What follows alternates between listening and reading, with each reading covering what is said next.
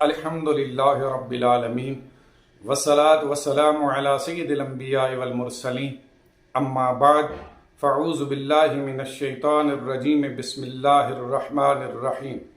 हज़रात मोहतरम, आज हम आपके सामने माँ बाप के नाफरमान की बख्शिश होगी या नहीं, इस हवाले से एक तारुज़ की तदबीक कायम करेंगे।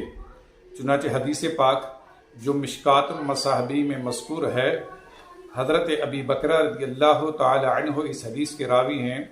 फरमाते हैं कि नबी करीम सल्लल्लाहु अलैहि वसल्लम ने फरमाया कि अल्लाह रब्बुल इज़्ज़त हर गुनाह को बख्श देगा, लेकिन माँ बाप के नाफरमान को नहीं बख्शेगा।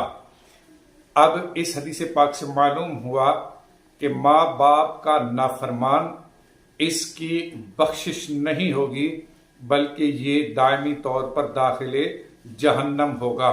जबकि इसके बरक्स अल्लाह रब्बुल इज़्ज़त ने आयत करीमा में इरशाद फरमाया,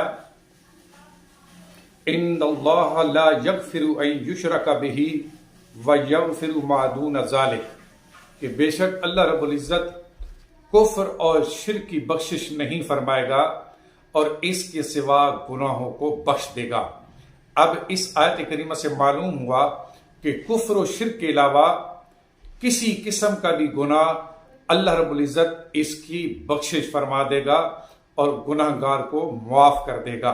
जबकि इसके बरक्स हदीस पाक में बयान फरमाया कि माँ बाप के नाफरमान को नहीं बख्शेगा। आयत और हदीस के दरमियान बज़ाहिर तारुज़ मालूम होता है।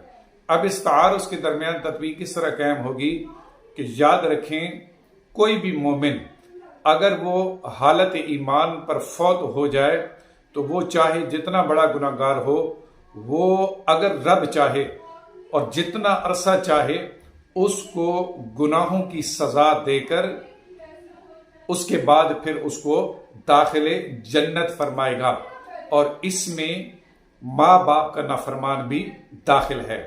लिहाजा माँ बाप का नाफरमान भी अजाब पाकर आखिर में दाखिले जन्नत होगा।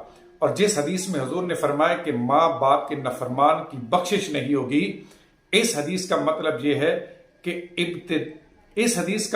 यह है कि हुजूर नबी करीम सल्लल्लाहु अलैहि वसल्लम ने माँ बाप के नाफरमान की तौबीख और उसको डराने के लिए आपने ये इरशाद फरमाया, ताकि माँ बाप के नाफरमान को इस कौल से इबरत हासिल हो और वो माँ बाप की नाफरमानी से बाज रहे।